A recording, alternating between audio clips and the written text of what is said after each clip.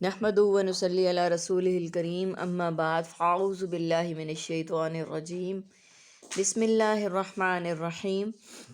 سورۃ الہود کی آیت نمبر 6 سے آج کے سبق کا آغاز کریں گے۔ رب اشرح لی صدری ویسر لی امری واحلل عقدۃ من لسانی یفقہوا قولی رب زدنی علما رب زدنی علما رب زدنی علما۔ اللہم فقہنا فی الدین اللہم فقہنا فی الدین اللہم فقہنا فی الدین۔ اعوذ باللہ السمیع العلیم من الشیطان الرجیم من حمزہ ونفخہ ونفثہ۔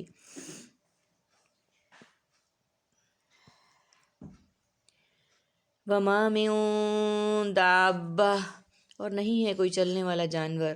فی الارض زمین میں، الا علی اللہ مگر اللہ ہی پر، رزقہا اس کا رزق، وَيَعْلَمُ اور وہ جانتا ہے، مستقرہا اس کے قرار کی جگہ، وَمُسْتَوْدَعَہا اور اس کے سونپے جانے کی جگہ، کلو سب کچھ، فی کتاب مبین ایک واضح کتاب میں درج ہے، وَهُوَ اور وہ، الذی خلق السماوات والارض جس نے پیدا کیا آسمانوں کو اور زمین کو، فی ستۃ ایام 6 دنوں میں، وکان عرشہ اور تھا اس کا عرش، علی الماء پانی پر، لیبلوکم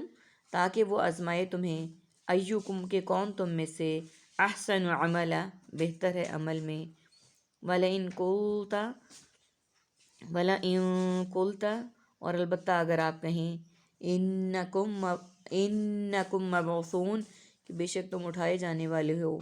من بعد الموت موت کے بعد، لیقولن تو ضرور ہی کہیں گے، الذین وہ لوگ جو، کفروا سب نے کفر کیا، ان ھذا الا سحر مبین نہیں ہے یہ مگر ایک واضح جادو۔ سب سے پہلے میننگس کو دیکھ لیتے ہیں۔ علی علیحدہ، علی الاعلان، علی الوجہ بصیرت، یعلم علم تعلیم معلوم معلم معلومات،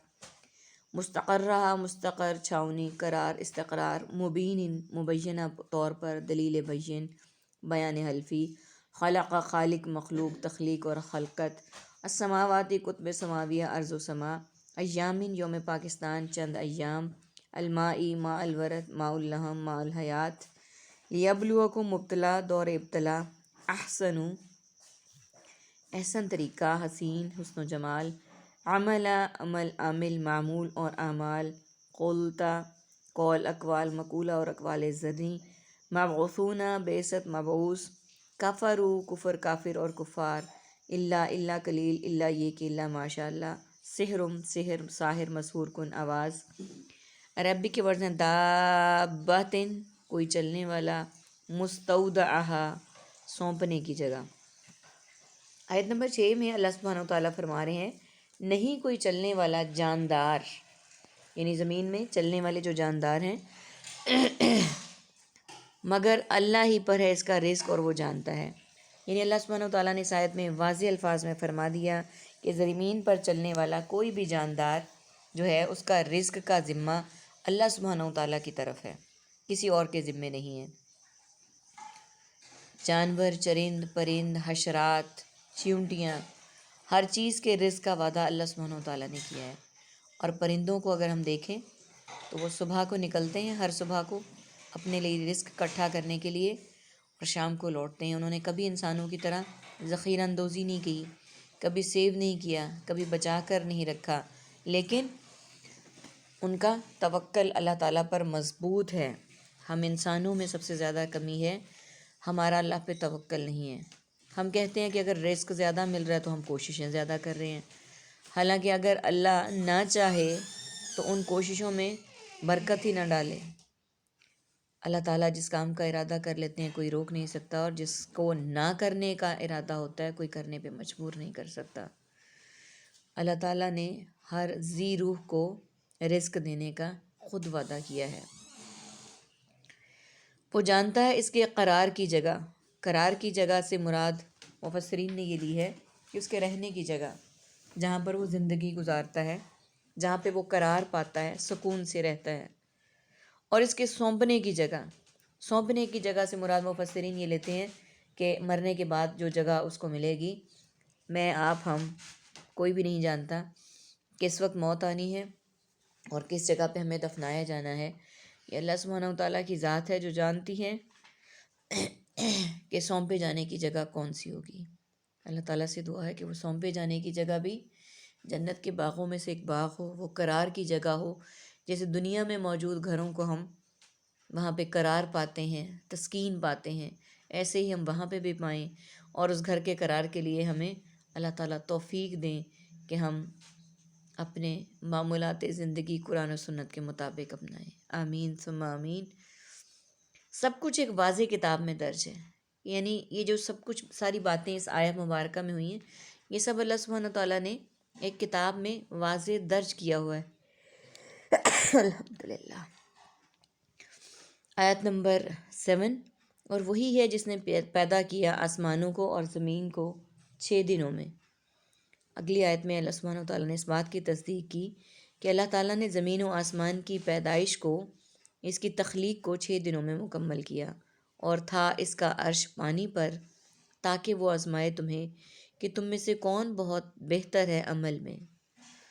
اب اللہ سبحانہ تعالیٰ کا عرش پانی پر تھا، اور مقصد کیا تھا کہ تاکہ وہ تمہیں آزمائے کہ تم کون بہتر ہے تم میں سے عمل میں۔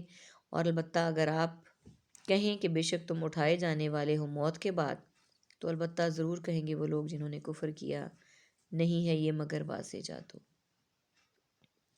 یعنی یہ واضح الفاظ میں کہہ دیا گیا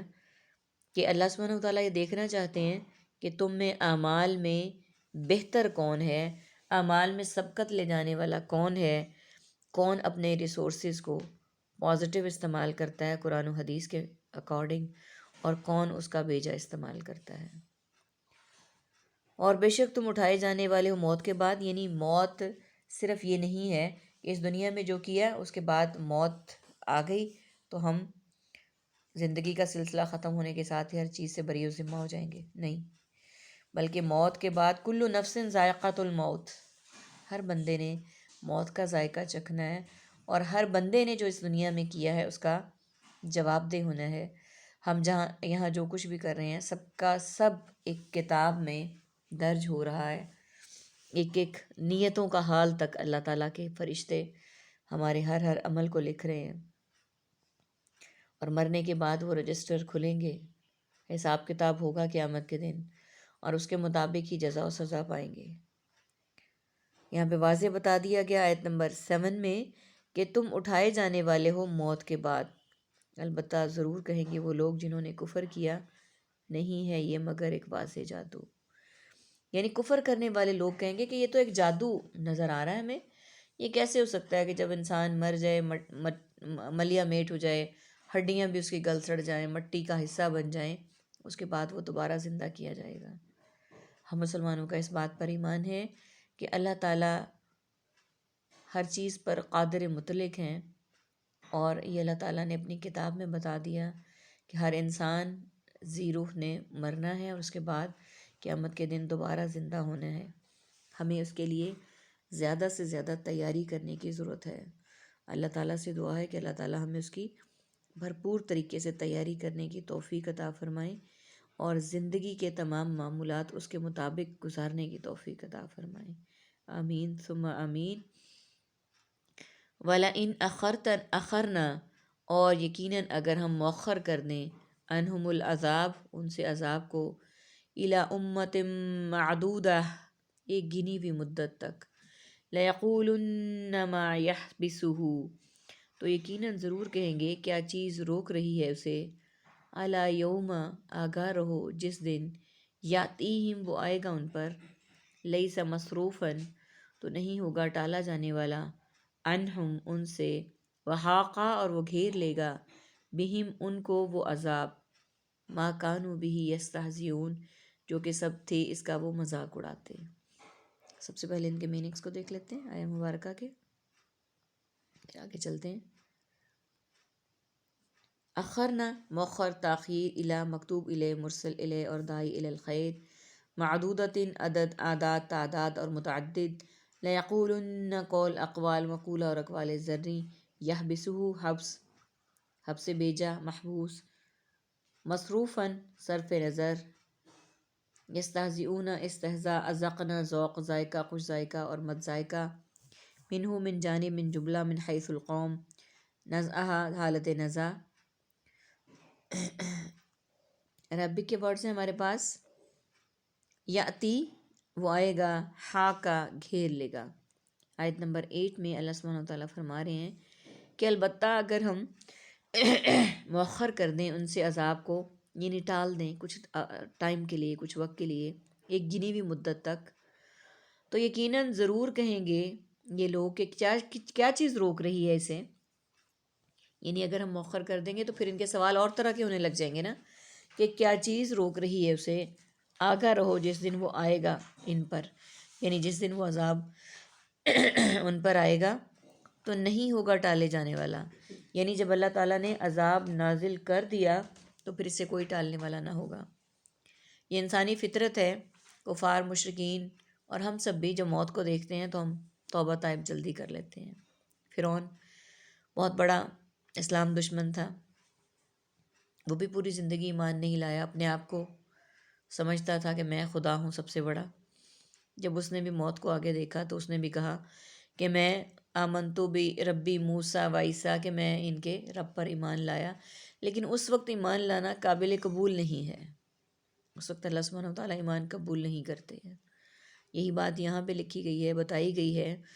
کہ جس دن وہ آئے گا ان پر تو نہیں ہوگا ٹالا جانے والا ان سے، یعنی جب وہ عذاب آ رہا ہوگا پھر تم جتنی مرضی توبہ کر لو، معافیاں مانگ لو، پھر وہ ٹالا جانے والا نہیں ہوگا ان سے، اور گھیر لے گا ان کو وہ عذاب، اور وہ عذاب ان کو ہر طرف سے گھیر لے گا، جو کہ تھے وہ اس کا مذاق اڑاتے، یعنی جو اس کا مذاق اڑاتے تھے وہ اس کو گھیر لے گا ہر طرف سے، اور وہ چاہیں بھی تو اس سے بھاگنا نہیں بھاگ سکیں گے۔ اللہ تعالیٰ سے دعا ہے کہ اللہ تعالیٰ ایسا وقت آنے سے پہلے جب ہمارا آخری وقت ہو، اللہ تعالیٰ ہمیں حقیقی معنوں میں توبہ طائب ہونے کی توفیق عطا فرمائیں، اپنے گناہوں پر شرمندہ ہو کر معافی مانگنے کی توفیق عطا فرمائیں، اور ہمیں اپنے مقرب بندوں میں داخل کریں، آمین ثم آمین۔